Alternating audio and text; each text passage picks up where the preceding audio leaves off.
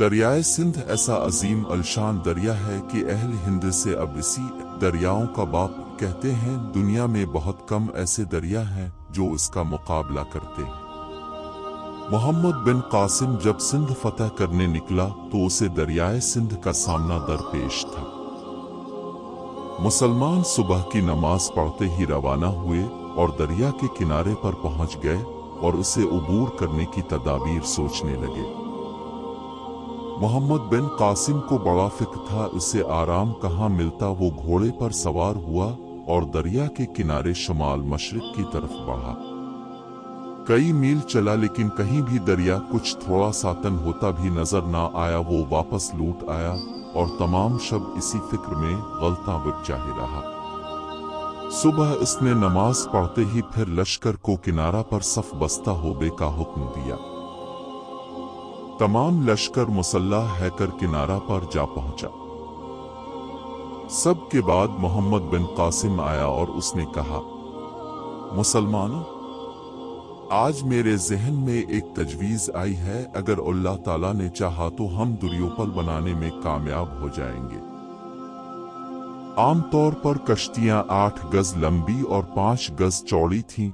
अक्सर कश्तियां 6-6 गज और 4-4 गिर लंबी थीं, मगर छोटी कश्तियां थोड़ी थीं और बड़ी ज्यादा थीं। मुसलमानों ने हर कश्ती को दूसरी से मिलाकर मोटे मोटे रस्सों से खूब मजबूत किस कर पिल तैयार कर दिया। जब पिल तैयार हो गया तो मोहम्मद बिन कासिम कश्तियों में गया और उसने जांच लिया कि ये पिल ऐसा मजबूत बना दिया है जो आसानी से टूट नहीं सकता। अब इसने उन पर तख्ते बिछवाने शुरू कर दिए। चुनांचे तमाम कश्तियों पर तख्ते बिछा बिछा कर जड़ दिए गए ताकि वो किसी वक्त भी जुम्बिश न कर सके। जब इस तरह पिल तैयार हो गया और दिन छुपने के करीब पहुंच गया तो मोहम्मद बिन कासिम ने आज मुसलमानों को पिल के पास और पिल के ऊपर ही आराम करने का या ठहरने का हुक्म दिया। चुनांचे मुसलमान पिल के तख्तों और दरिया के किनारे पर खड़े देखते रहे। उनकी समझ में ही ना आता था कि मुसलमान क्या कर रहे हैं। हिंदू तो क्या मुसलमान ही ना समझे थे, लेकिन हिंदुओं को अंदेशा पैदा हो गया था कि मुसलमान रात के वक्त कोई कार्रवाई करेंगे। इसलिए वो सामने वाले किनारे पर आ गए थे और मुसलमानों के बिलमुकाबिल ठहर गए थे। सारी रात मुसलमान और हिंदू आग रोशन किए बारी बारी जागते सोते रहे।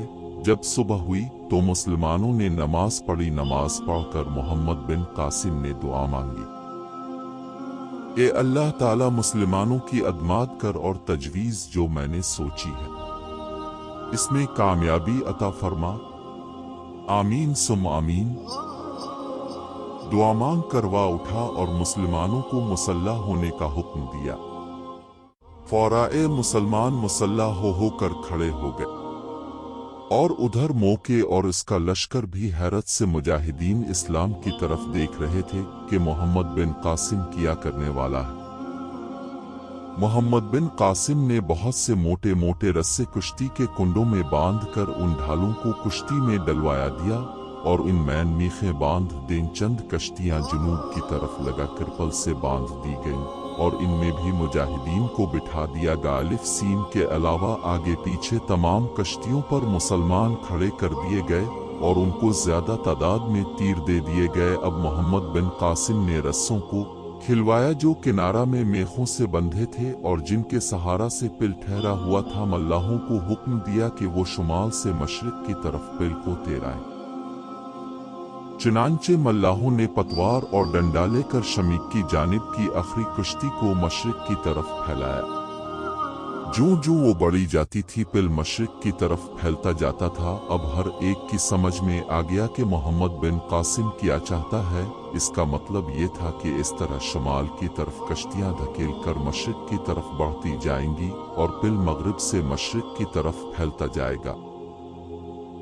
चूंकि पिल बनाने की ये अजीब और निराली तदबीर थी, इसलिए सब नौजवान मुजाहिद मोहम्मद बिन कासिम की अक्ल विदंश पर आफरीन पुकार उठे। चूंकि कश्तियां एक दूसरे से बंधी हुई थीं, اس لیے سرے والی کشتی کے ساتھ مشرق کی طرف بڑھتی چلی جا رہی تھی۔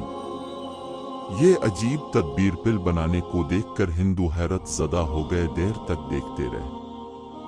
جب پل بحکران کے زیادہ قریب پہنچ گیا تو وہ حیرت سے چونکے اور شور کر کر کے تیر برسانے لگے۔ محمد بن قاسم نے تیروں سے بچنے کے لیے تدبیر پہلے ہی کر رکھی تھی، اس نے ڈھالوں کا قلعہ بنوا دیا تھا۔ ہندوؤں کے تیر ڈھالوں پر ایکر رک رہے تھے، ادھر وہ کشتیاں پل کے ادھر لگائی گئی تھی۔ ان میں جو مسلمان سوار تھے انہوں نے ہندوؤں پر تیرے برسانے شروع کیے۔ ملاحوں نے اپنی پوری طاقت سے کشتیوں کو کھیلنا شروع کیا، وہ بھی ڈھالوں کی آڑ میں بیٹھے پتوار چلا رہے تھے۔ کشتیاں نہایت تیزی سے پھیلتی جاتی تھی، جوں پھیلتی جاتی تھی پل بندھتا چلا جا رہا تھا۔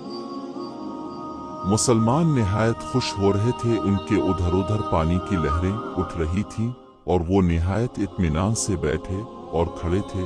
جو مسلمان پچھلی کشتیوں میں کھڑے تھے اور وہ بھی ہندوؤں پر تیر پھینک رہے تھے، آج ہندو بھی مسلمانوں کے تیروں سے مجروح ہو رہے تھے۔ مسلمان کو دکھ کر خشکی پر جا پہنچے اور انہوں نے سب سے پہلے رسے کھینچ کر میخیں گاڑ دیں اور اس طرح مغرب سے مشرق تک پل قائم ہو گیا۔